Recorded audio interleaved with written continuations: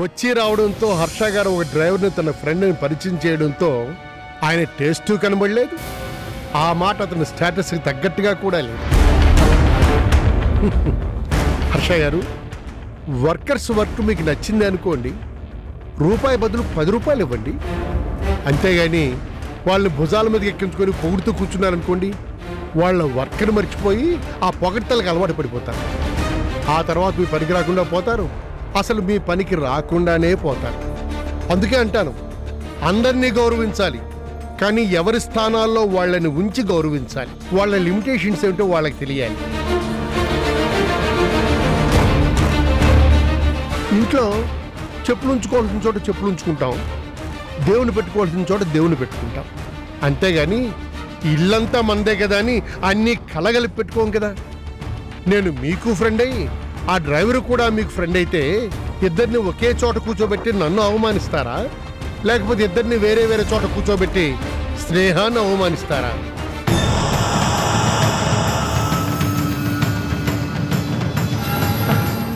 అన్నయ్య గారు, ఏదో తెలిసిన మనిషిని ఫ్రెండ్ అన్నారు, కానీ ఆ స్నేహం మీ ఇద్దరి మధ్య ఉన్న స్నేహం లాంటిది కాదు కదా. సరే అన్నయ్య గారు, మీరు స్నానాలు చేసేస్తే మనందరం కలిసి భోంచేద్దాం. అర్చనా, ఈ నగలు పెట్టుకోమ్మా, మహాలక్ష్మిలా ఉంటావు. వద్దామమ్మా, నాన్నకు తెలిస్తే ఒప్పుకోరు. ఉన్నంతలోనే బతకాలి అంటారు. ఎవరి నగలు వేసుకొనివ్వరు. అవును పిన్ని, ఆయనకిష్టం లేని పనిచేసి ఆయన మనసు కష్టపెట్టడం ఎందుకు చెప్పు? ఏ మీ మనవరాలు నగలు లేకపోతే బాగుండదా ఏమిటి? నగలు లేకపోతే బాగుండదని కాదమ్మా, నగలతో వచ్చే కొత్త అందాలు మన అర్చనకు అక్కర్లేదు రాదా. కాకపోతే ఏదో నా తృప్తి కోసం, అమ్మమ్మగా నా ముచ్చట తీర్చుకోవటం కోసం తీసుకొచ్చాను. నగలు వేసుకోకపోయినా పర్వాలేదు, అంతేకాని నన్ను మాత్రం పరాయి మనిషిగా అనుకోకండి. అయ్యో పిన్ని, నేను ఆ ఉద్దేశంతో అనలేదు. అమ్మ అర్చన, ముందు అమ్మమ్మ దగ్గర నగలు తీసుకో. నాన్నేమైనా అంటే నేను చెప్పుకుంటాను, సరేనా? కొంచెం నవ్వు. అమ్మయ్యా, టెన్షన్ వదిలిపోయింది. చూసారా, ఓ డ్రైవర్ మీ ఫ్రెండ్ అంటేనే హరిప్రసాద్ గారు ఇంతలా క్లాస్ తీసుకున్నారు. అదే ఈ డ్రైవరే మీ ఇంటి బియ్యంకుడు అంటే ఒక్కసారి ఆలోచించుకోండి. ఆయన దగ్గర మీ పరువు గౌరవం తగ్గించుకోకండి. ఏంటి ఇక్కడ నిలబడ్డావు? తీసుకెళ్లి లోపల పెట్టు. సంగీత, వచ్చిన వాళ్ళకి ఇతనెవరో తెలియదు కాబట్టి అలా మాట్లాడారు. తెలిసి నువ్వు కూడా అలాగే మాట్లాడతావా? ఏమో, నాకు తెలిసిందే నేను చెప్పాను. వినడం వినకపోవడం మీ ఇష్టం.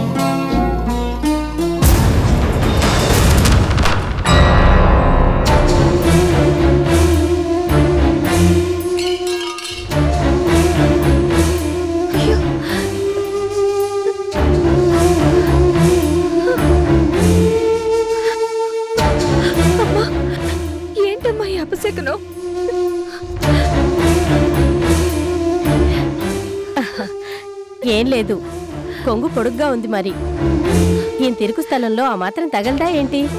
దాన్ని అపశకనం అనుకుంటే ఎలా? అమ్మ రాధా, అర్చన చేత కొంచెం మంచినీళ్ళు తాగించు. వెళ్ళు, దాని సంగతి నేను చూసుకుంటాను కదా. వెళ్ళు.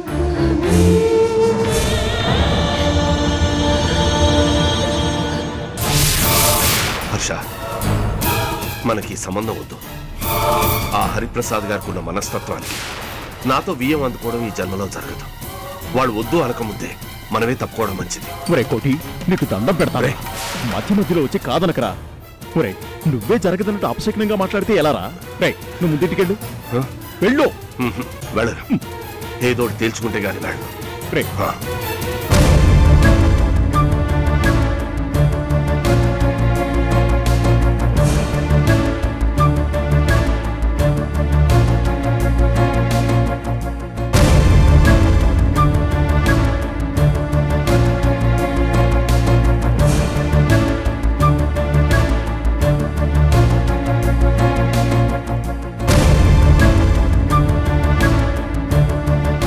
వదినా రామ్మా కూర్చో. అవును, మీ అమ్మాయి సౌందర్య ఏది? ఎక్కడా కనిపించదే? ఆ, ఇక్కడ ఉండి మాత్రం ఏం లాభం? అదేమిటి, మేమొచ్చింది మీ అమ్మాయిని చూడ్డానికే కదా. మీరొచ్చింది అందుకే, కానీ మా ఆయన ఇక్కడ అరేంజ్ చేసింది వేరే అమ్మాయిని. వేరే అమ్మాయా? ఎవరా అమ్మాయి?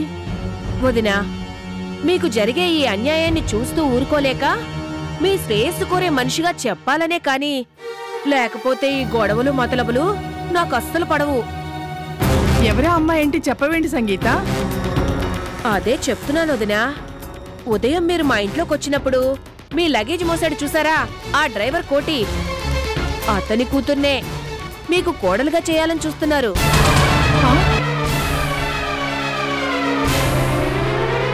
హర్ష గారు హైదరాబాద్ వచ్చినప్పుడు మీ అమ్మాయి మా అబ్బాయి ప్రేమించుకుంటున్నారని చెప్పారు.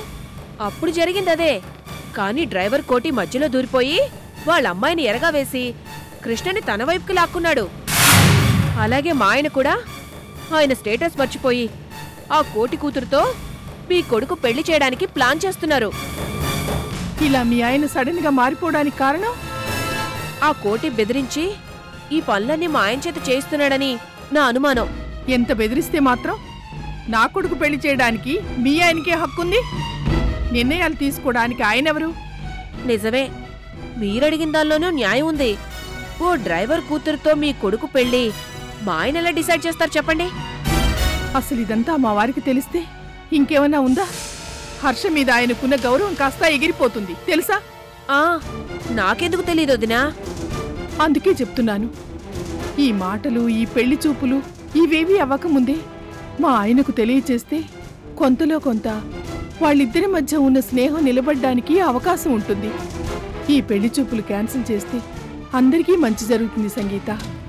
నువ్వే ఏదొకటి చెయ్యి. అమ్మో, నా వల్ల ఎలా అవుతుంది వదినా? ఆయన నా మాట వింటారా?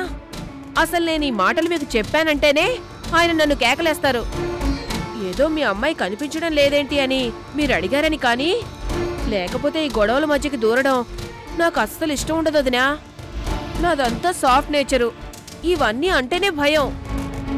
ఏది ఏమైనా అంతా మీ చేతుల్లోనే ఉంది వదినా.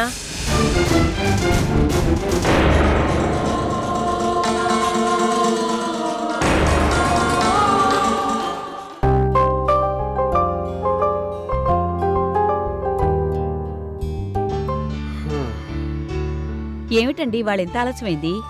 అదే కృష్ణవేణి, ఆ పెళ్ళిళ్ళ బ్రోకర్ వాడెవడు? అదే ఎత్తుపళ్ళు వాడును. ఆ పట్టాభి. వాడే. వాడి దగ్గర ఏదో మంచి సంబంధం ఉందంటేనో వెళ్ళొచ్చాను. వాడి దగ్గరికి ఎందుకు వెళ్ళారండి? వాడొకసారి మన రాజేష్కి సంబంధం తీసుకొచ్చాడు, గుర్తుందా? పిల్ల తల్లిలా ఓర్పుగా ఇల్లు చక్కబెట్టాలి అంటే వెధవ పిల్ల తల్లిని తీసుకొచ్చి చూపించాడు. ఏమైనా అంటే మొగుడు చచ్చిపోయాడుగా, మనకేం ఇబ్బంది అంటున్నాడు. వాణ్ణేమనాలి చెప్పండి?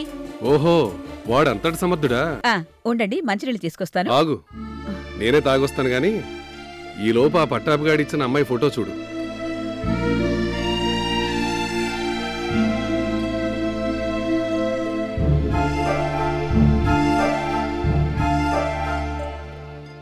కృష్ణవేణి, ఎలా ఉంది అమ్మాయి ఫోటో?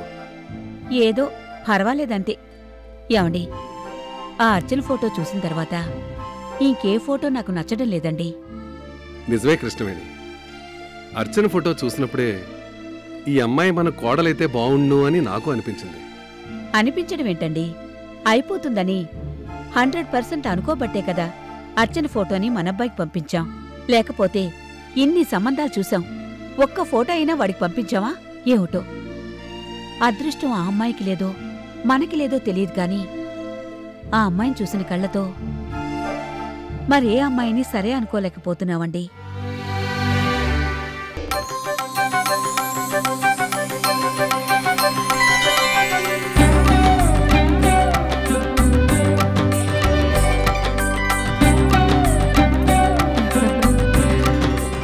ఏమిటి అందరూ కలిసి ఒకేసారి ఇలా వచ్చేసారు? అదేంట్రాదా ఏమీ తెలియనట్టు అలాడవుతున్నావు? ఇవాళ మీ అమ్మాయి పెళ్లి చూపులట కదా? అవును.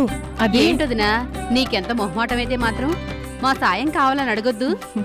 నేను పిలవకపోయినా పెద్ద మనసు చేసుకుని మీరే వచ్చేసారుగా. అవును, ఇంతకీ మా అమ్మాయికి పెళ్లి చూపులని మీకెవరు చెప్పారు? ఇంకెవరు? పిన్ని గారు. ఏమిటర్రా నా పేరు చెప్పిస్తున్నారు? నేను ఇంకా రాలేదేమిటా అని కంగారు పడుతున్నారా? పిన్ని ఇలారా. వీళ్ళందరినీ మా ఇంటికి తోలుకొచ్చావేంటి పిన్ని?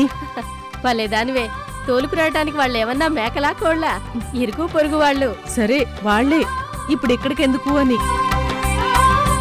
రాధా, అర్చనేది? లోపలుంది, వెళ్ళి రెడీ చేయండి. వెళ్ళండి.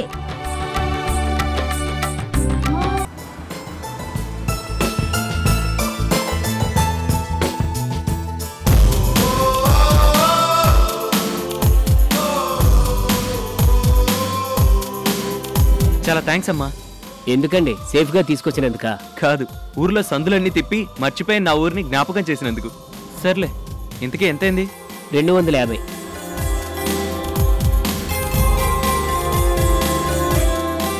చిల్లర లేదండి.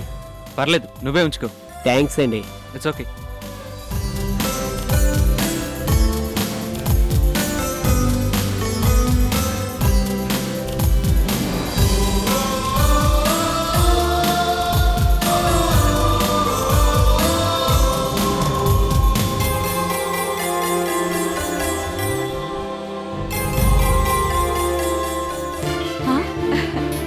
రాజేష్, అమ్మా. ఏంట్రా, దుబాయ్ నుంచేనా? మరి చెప్పా పెట్టకుండా ఏంట్రా ఇలాగా? ఒక్క ఫోన్ అయినా చేసి చెప్పొచ్చు కదరా. చెప్పాలని అనుకున్నాను, కానీ చెప్పనివ్వలేదు. ఎవర్రా? అర్చన. అర్చన? మీరు సంబంధం చూసి బాగుందని చెప్పి ఫోటో పంపించారు. అర్చన అని గుర్తుందా? ఆ అర్చనే. నన్ను దుబాయ్లో కూర్చొనివ్వలేదు, నుంచోనివ్వలేదు, చివరికి అక్కడ నన్ను ఉండనివ్వలేదు. సరే, ఇక అక్కడ ఉండలేనని అర్థమై ఇదిగో బయలుదేరే ముందు మీకు చెప్పలేక ఇలా వచ్చాను. నానా, మీరు ఎప్పుడో పర్ఫ్యూమ్ అడిగేవారు, గుర్తుందా? అది మీకోసం తీసుకొచ్చాను.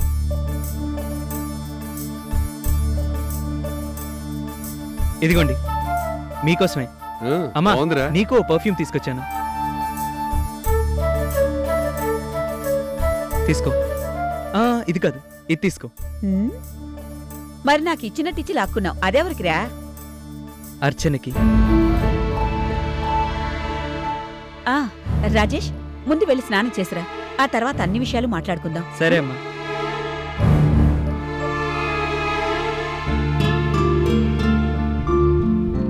ఇదేంటండి, వీడు అర్చన జపం చేస్తున్నాడు? సంబంధానికి వెళ్ళిన విషయం వాడికి చెప్పాం గాని ఆ సంబంధం చేజారిపోయిందనే విషయం చెప్పకపోవటం మందేగా తప్పు. మరి ఎలాగండి? ఆలోచిద్దాం. ముందు వాడికి ఇష్టమైన వంట ఏదో వండి పెట్టు. ఏమిటోనండి, మనం అర్చనను చూసి మర్చిపోలేకపోతున్నాం. వీడు అర్చన పిచ్చితో వచ్చాడు, ఏమవుతుందో ఏమిటో.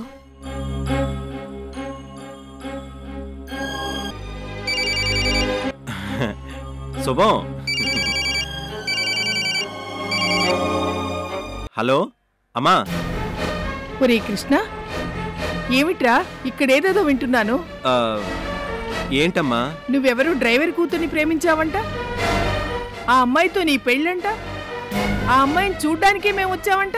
అమ్మా, అది కాదు. ఏది కాదు? నేను అడిగాను ఆ అమ్మాయిని చూసావని. చూశాను అన్నావు, మళ్ళీ ఇదేమిట్రా? ఇప్పుడు హర్ష కూతురు సౌందర్య కాదు, ఎవరు డ్రైవర్ కూతురు అని. ఏమిటిదంతా? అసలు నీకు చెప్పకుండా హర్షగారి ఈ నాటకం ఆడిస్తున్నారేమోనని నాకు అనుమానంగా ఉందిరా. లేదమ్మా, హర్ష గారు నేను చెప్పినట్టే చేస్తున్నారు. ఇందులో ఆయన తప్పేమీ లేదు. ఎంత ధైర్యం రా నీకు? మీ నాన్నగారి సంగతి నీకు తెలిసి కూడా ఇంత సాహసానికి తెగించావా? కృష్ణ, మీ నాన్నగారికి తెలిస్తే మాత్రం నువ్వు అనుకున్నదేదీ జరగదురా. అందుకే ఇవన్నీ ఇక్కడితో ఆపేసాయి. అమ్మా, అది కాదమ్మా. నేను చెప్పేది విను. హర్ష గారికి ఫోన్ చెయ్యి. మీ నాన్నగారికి తెలియకుండానే ఈ విషయాన్ని ఇక్కడితో ఆపేయమను. అమ్మా, నీ ఎదురుగా వచ్చి నీకు అన్ని విషయాలు వివరంగా చెప్తానమ్మా. అంతవరకు ఈ విషయంలో ఏ డెసిషన్ తీసుకోకమ్మా. ఈలోగా మీ నాన్నగారికి ఈ విషయం తెలిసిపోతే ఎంత గొడవ అవుతుందో నువ్వు ఊహించావా? అమ్మా, అవన్నీ హర్ష గారు చూసుకుంటారమ్మా. ఆయన చూసుకోవడం ఏమిట్రా? ఇది మా కన్న కొడుకు పెళ్ళా, ఆయన కన్న కొడుకు పెళ్ళా? ఆయన్నేమనకమ్మా, ఇందులో ఆయన తప్పేమీ లేదు. తప్పులేదా? కన్న కొడుకు పెళ్లి ఫలాని వాళ్ళతో చేయాలనే అభిప్రాయం మాకుండదా? అది ఆయన నిర్ణయిస్తాడా? ఆ అధికారం ఆయనకి ఇచ్చావు అంటే ఇక మేము ఇక్కడ ఉండడం అనవసరం రా. ఇప్పుడే వెళ్ళిపోతాం. అమ్మమ్మా ఆవేశపడొద్దమ్మా ప్లీజ్. నేనొచ్చి నా మనసులో ఉద్దేశాన్ని నీకు చెప్తాను కదా. కన్న కొడుకు ఆశని అర్థం చేసుకో అమ్మా ప్లీజ్. ఇదిగో ఇప్పుడే చెప్తున్నానమ్మా, ఆవేశంతో నేను వచ్చేలోపు ఈ విషయాన్ని స్పాయిల్ చేయొద్దు. అలా చేస్తే నీ కొడుకు నీకు దక్కడు.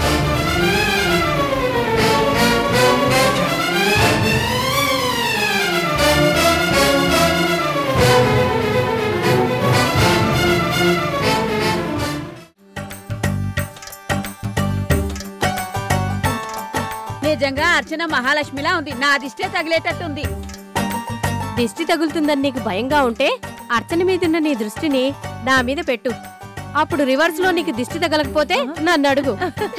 అర్చన చేసుకోబోయే అబ్బాయి చాలా డబ్బున్నవాడట కదా, ఏమర్చన? మరేమనుకున్నావు? మా అర్చన అదృష్టవంతురాలు.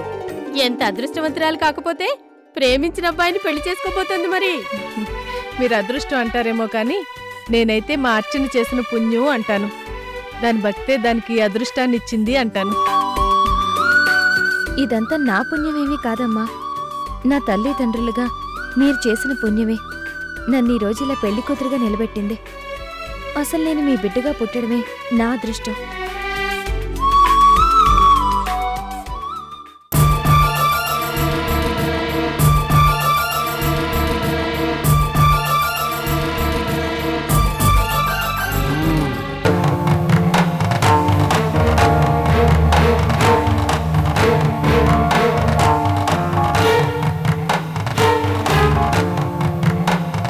ఏమిటన్న పూర్ణ, సడన్ గా డల్ అయిపోయావు?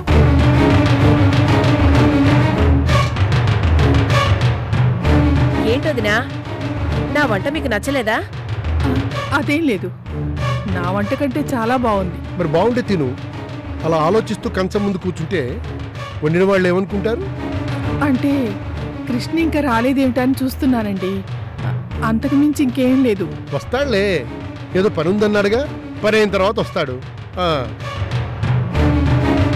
ఏం హర్ష గారు, వచ్చిన దగ్గర నుంచి చూస్తున్నాను, మీ అమ్మాయి సౌందర్య కనిపించదే?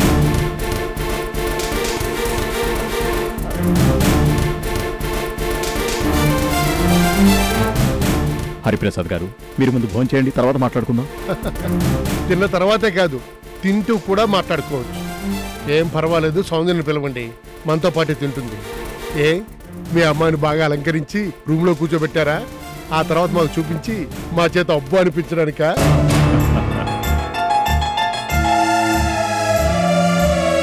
ఇదిగో హర్ష గారు, మీ ప్లాన్లు ఫార్మాలిటీస్ ఇప్పుడేం వద్దు కానీ ముందు సౌందర్యని పిలవండి. అమ్మా సంగీత, అన్నయ్య గారు సౌందర్యాన్ని పిలవమ్మా. నేనేం కొత్త మనిషినా, లేకపోతే మా ఆవిడ కొత్త మనిషా? మన అమ్మాయి మన ఇంట్లో ఎలా ఉంటుందో అలాగే ఉండాలి. అంతేగాని మేము వచ్చాం కదా అని ఎక్కడో పెట్టడమో, బాగా అలంకరించి ఇబ్బంది పెట్టడమో చేయకండి. ఏదో వైజాగ్ వచ్చాం కదా అని అమ్మాయిని చూడడానికి వచ్చాం, లేకపోతే పెళ్లి ఏర్పాట్లు చేసుకుని పెళ్లిలోనే అమ్మాయిని చూద్దాం అనుకున్నాం. ఇదిగో హర్ష గారు, అమ్మో మీతో మాట్లాడడం చాలా కష్టం, భోజనం చేసిన తర్వాతే మాట్లాడమంటారు మీరు. అమ్మా సంగీత, సౌందర్యని పిలవమ్మా. పిలవచ్చు కానీ ఏ రానంటుందా? అయ్యో, అలా అనే అమ్మాయి కాదు. మరి ఈ ఇంట్లో ఉంటే అలాగే వచ్చేది.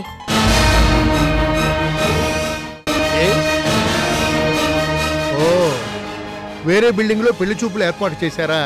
అవునులేండి, మీకు ఇక్కడ 2-3 ఇళ్లున్నాయిగా. అంతేకాదు, ఆ మధ్య మీ ఇంటి దగ్గర ఏదో బిల్డింగ్ సేల్కుంటే చూస్తామని చెప్పారు కదా, అది కానీ కొనేసారు ఏమిటి? అదే లేదండి, ఆ విషయాలని మనం తర్వాత మాట్లాడుకుందాం. అరే కోటి సార్, మా భోజనాలు అయిన తర్వాత మంచి మిఠాయికిల్లు ఏర్పాటు చేయమన్నాను, చేసావా? చేశాను సార్. చూడు బాబు, మీఠా పాన్ తినే అలవాటు నాకు లేదు. ఆకులు ఒక్కలు ఉంటే చాలు. అవైతే ఇంట్లోనే ఉన్నాయి అన్నయ్య గారు, మీరు తినండి.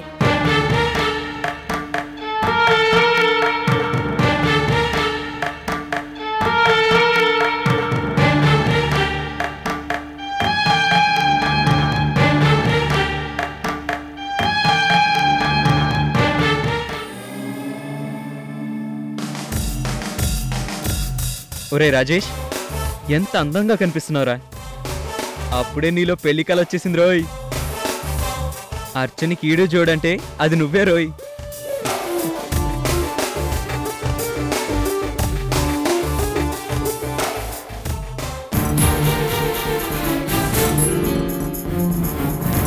అమ్మా, నానా. ఏంట్రా, ఏమైంది? ఓ, ఫోటో చూసావా? అంటే మీరే మర్చారా? కాదు, నేనే తీసేయమన్నాను. ఆ ఫోటో ఎలా ఉంది? దిష్టి బొమ్మలా ఉంది. అయినా దేవత లాంటి అర్చన ఫోటో తీసేసి ఈ దెయ్యం ఫోటో పెట్టానండి. ఆ ఫోటో అయితే ఏమిటి? ఆ ఫోటో ఇవ్వనరా. కావాలంటే మరో సంబంధం చూసి ఆ అమ్మాయి ఫోటో ఇస్తా. అమ్మా, నాన్నేంటి మరో సంబంధం అంటున్నారు? ఆయనకి చెప్పు, నా జేబులో అర్చన ఫోటో తప్ప ఇంకే ఫోటో ఉండడానికి వీల్లేదు. నా జీవితంలోకి అర్చన తప్ప మరో అమ్మాయి రాదు.